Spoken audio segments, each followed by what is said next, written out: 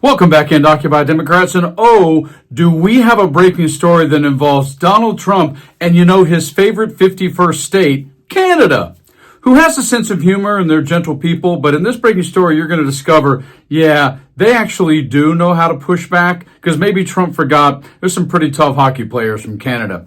In this breaking story, which I'm going to show you in a few seconds, you will not believe what Canada has actually done to Donald Trump off of what Donald Trump just did inappropriately to someone else. I'll show it to you in a few seconds, and if you want him out as bad as I do, subscribe to the channel. Anyway, Trump pushed that 51st state thing, and this was Carney's response from Canada here. President, you have said that Canada should become the 51st state. Were you joking? No. Well, I still believe that, but... Well, if I may, as you know from real estate, there are some places that are never for sale. It's true. We're sitting in one right now, Buckingham Palace that you visited as well. And having met with the owners of Canada over the course of the campaign, it's not for sale, won't be for sale, ever. And in the true vein of this breaking story, Trump has a real proclivity for calling women nasty who stand up to him or call him out for the truth of who he is. Remember Hillary? My Social Security payroll contribution will go up, as will Donald's, assuming he can't figure out how to get out of it. But what we want to do is to replenish the Social Security Trust Fund. And also, one of the most respected journalists anywhere, Caitlin Collins, he did it to her too. Here. Are you ready? Can I talk? Yeah, what's the answer? Do you mind? I would like for you to answer the question. Okay, it's very simple to answer. That's why I asked it. It's very simple to... You're a nasty person, I'll tell you. I hope this will be the last time I have to talk about something like this for a while. President Trump got a question from a female reporter on Air Force One about the Epstein file. A question and then a follow-up question, to be precise. And so what did Canada do in this breaking story? Well, when Donald Trump has his little moment with the reporter calling her Piggy, this... Yeah, if there's nothing incriminating in the file, The President of the United States, rather than answer or even ignore the follow-up question from that female White House correspondent, said, "Quiet Piggy." What did the president mean when he called a reporter Piggy?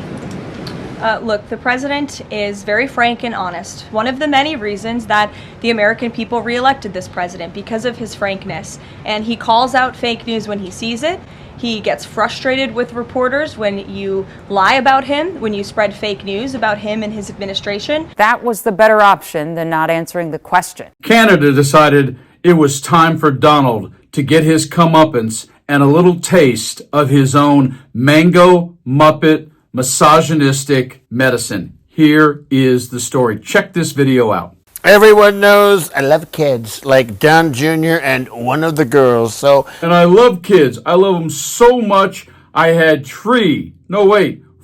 How many did I have? I'm getting confused between the kids and the wives. I wrote a book about the lying liars who write about me. Here it is. Quiet Piggy, just like I yelled on the plane, quite frankly. Let's begin. These swine called reporters, they drive me insane. Well, she's probably a nasty woman. Who let these farm animals onto my plane? They ask about Epstein, I say it's no biggie. Then they press me again and I say, Quiet Piggy. Well, she wasn't my type, so I called her Piggy. That's the book title, kids. Try and keep up. Then they look at my hair and they say it's a wig. And it's as real as my tan. Once again, shut up, pig! Let's be honest. Take a look at her. I wouldn't have given her a shot if I had to. Quiet Piggy, shut up, pig. It's the same thing, quite frankly. Let me drink my Diet Coke. Watch me take a big swiggy. While I think about how I can pardon P. Diddy. He got a bum rap, and we're doing everything we can. We're talking to some very good people. So get off my plane, make your way to the crates. I've got things to acquire like the 51st state. Or maybe just Alberta. It's the one with the oil. It's the only one you want, to be frank. Usually they let you do whatever you want, because when you're a celebrity, you can just grab them by the piggy. Shut up, pig. Why don't you try it? Quiet, Piggy. Piggy. Be quiet. Any questions? Did you learn anything? Because, I know all the best words, and all the best words are here in this book. Go ahead. This book sucks. Silence, hog! Quiet Piggy, the new book by President Donald Trump. For kids?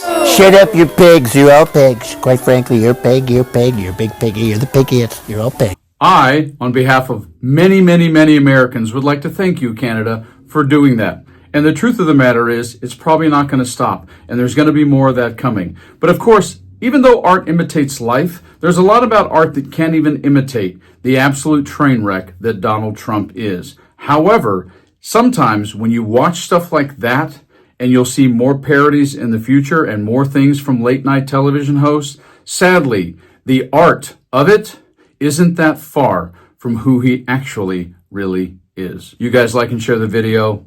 Enjoy your Saturday. Stay frosty.